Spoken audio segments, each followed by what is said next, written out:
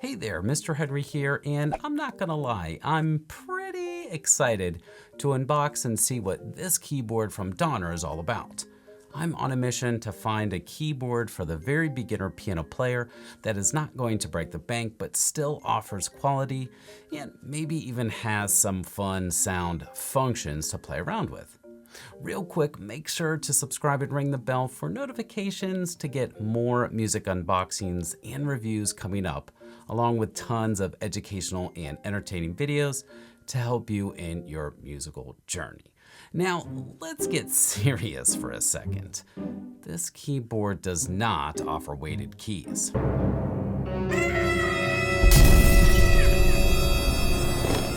Okay, so that was a little crazy. So what's the deal with weighted keys? Well, basically a keyboard that has weighted keys offers the feel of a real piano. On a real piano, you have some resistance when pressing down the keys, which takes finger strength. And in order to replicate that on an electric piano, companies have made keys weighted. Are weighted key electric pianos the best? Well, yes, they are, but of course they cost much more. And if a young student and family needed to choose a smaller keyboard without weighted keys because it's more affordable versus not playing at all because a weighted electric keyboard is too much, I'm going to direct anyone to a non-weighted 60-something keyboard to ensure they start the journey of learning the piano. And to find one that sounds decent with some cool features is important. So Donner is an instrument company that I've seen pop up here and there and gotten communication with the company to see if they would send out a keyboard for me to unbox, check out, and give an honest review in hopes that it would be an instrument a beginner would be able to get started with. Okay, well, I don't think I can wait any longer.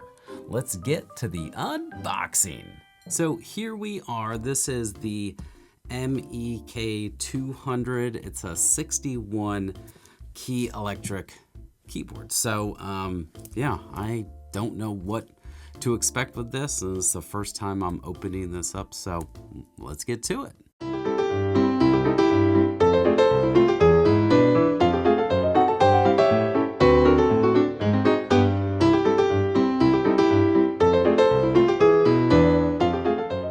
Okay, so here we are. Yes, the MEK-200.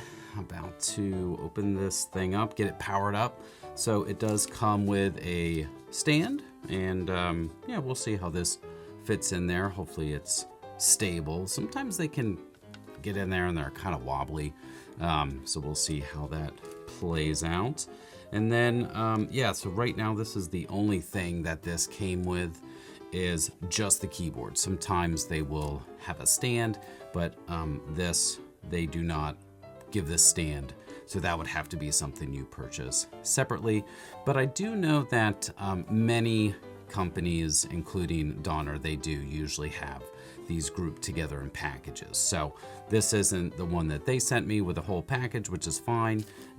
Usually you can get something where it's, you know, everything is together. So, and then here, this probably is the power pack. Yep, so we'll power it up and get it going. Sweet.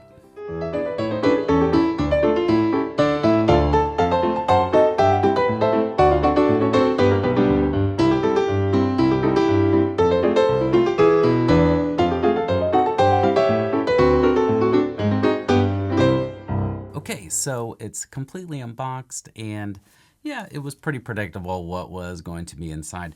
One thing that they did throw in here are, if you see here, these are the letters and finger numbers. So you could put those on the keys. In the end, I think putting the letters on the keys is not totally necessary. If you take some time to learn which note is which, and if you learn which note is which based off of the black keys, this is a C right before the set of two black keys, for example. If you just start to memorize that and practice that, you really don't need to put the stickers on there. Do the stickers help? Yes, but in the end, in the long term, I don't think it really helps. It does help get you started, but in the end, it's probably something you would want to peel off after you get used to which note is which. So, but they do offer it. Sometimes I've seen the stickers on there and they are incorrect. So if you do put the stickers on, make sure they are right. Check out another YouTube video. In fact, you can check out, there's videos that I have that show you which note is which on the piano. So this, I'm just gonna toss it. All right. So then of course it comes with the manual.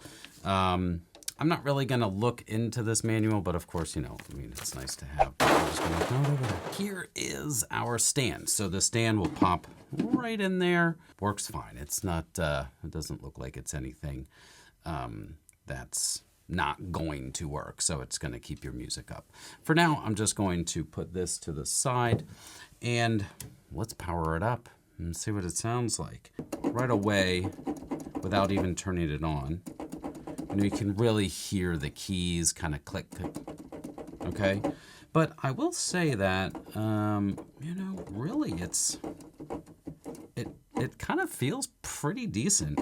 There's many of these type of keyboards that I've played around with, and some have a real just cheapy feel to it. But these have a little bit of resistance, and it feels a little better than what I would normally expect. But let's power it on. Let's check it out. Here we go. And there's all kinds of buttons that I'm super excited to press around with and check out. Now let's see what that sound is. Okay.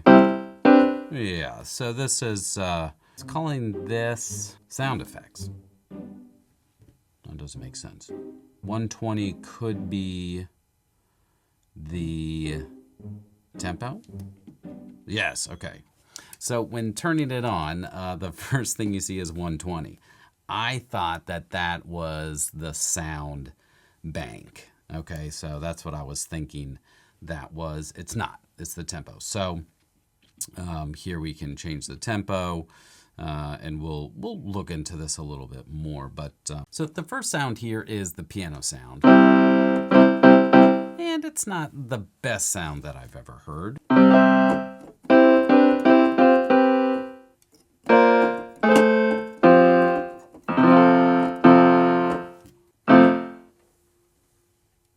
Do you hear that? Check this out, listen. In the back here. This up here is called a singing bowl. And right now it's picking up the waves of the F, and it's singing. You can hear it just, it's like, ooh. Let me turn it up. Let's see how. Do you hear that? Wow, that's pretty cool. Maybe I should take that thing down. What do you think? I don't know. All right, so the the sounds are you know, it's what I would consider normal for a keyboard like this. Speakers, you know, they're giving a good bit of volume, which is great. So it's not like you have to crank it up. Sometimes some of these keyboards, you like crank it all the way up and you still can't really hear it, but I don't feel that way with these particular speakers. So let's play around with some of these sounds. So that's interesting. Let's try 07.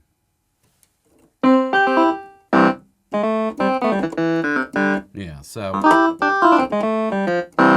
right, so 9, 10. Turn it down just a little. Yeah, I mean, you know, these sound, you know, pretty decent.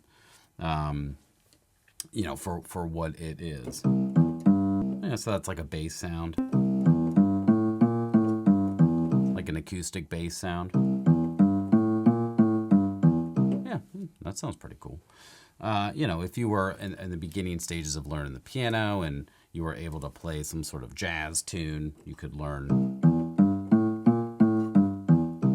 something like that. So yeah, I think that's pretty cool. So there's a bunch of different effects on here. Something that I was interested in just the second I opened it was all these drum things. These are always fun. So we have like a bass drum. Looks like one is like a lower bass drum sound and one is a medium.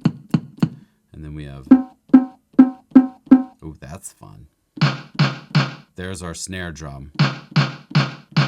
Sounds like the head of the snare is maybe a little bit detuned, but it works.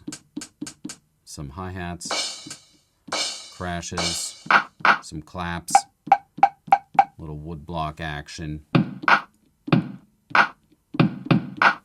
Okay, yeah, I mean, it works. The buttons seem to be pretty sensitive, so you can, play it and it's not going to sound. I've definitely come across those keyboards where you press it and like nothing comes out when you are pressing it. So let's see here. What else do we have? Let's see what start stop does.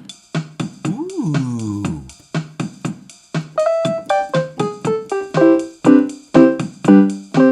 Yeah, that's cool.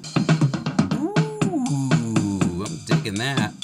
All right, cool. So that's always fun. It's always fun to have something to play along with, a steady beat to play along with. Oh.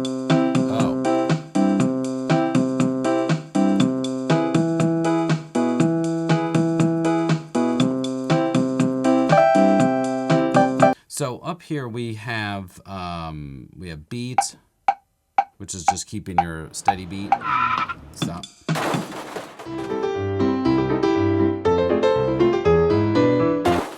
So I'm back with figuring out this one key teaching thing. So it's pretty fun. It's definitely a fun function. The way that this works is you press one key teaching. Okay. And if you do the plus and minus, you can get different songs. Ooh, that sounds fun. Okay. So now that that song is going, what you can do is whatever you play on the piano is going to match with the music. So it doesn't matter what you play, it'll match with it. So if I just picked one note.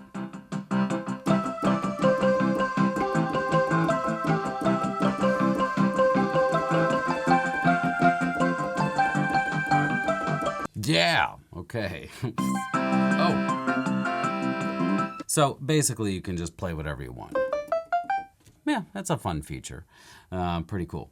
So it looks like you can record. They have a bank of 300 different rhythms to play around with, and then different voices as well. So 300 voices. Yeah, I would say that the key quality is actually pretty decent. It feels pretty good. And it is responsive. Now, the one thing that this does not have, it doesn't have any sensitivity to how loud or soft you play. So what that means is if I press lightly or if I press hard, the volume is the same. It doesn't have the touch sensitive feature on this particular keyboard. That's something that I would like to look for, but the feel of the keyboard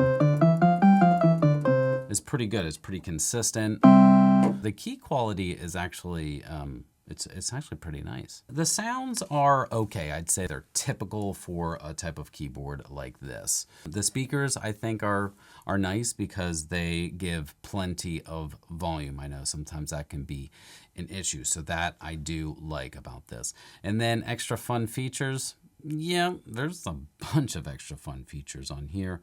All different kinds of sounds and things you can play with. So in the end, is this a good keyboard for the very beginner? I would say if I'm giving a thumbs up or thumbs down, I'm going to go with a thumbs up on this one for sure. Yeah, it's what I would typically expect, with the key quality feeling pretty good. And the extra fun activities are also pretty cool. So I would say in the end, this is definitely a keyboard that would be great for a beginner. If you're interested in this keyboard, just check the description box and there's a link there and you can grab this keyboard and start your piano journey. So I'm Mr. Henry. Thanks so much, and I'll see you in the next video.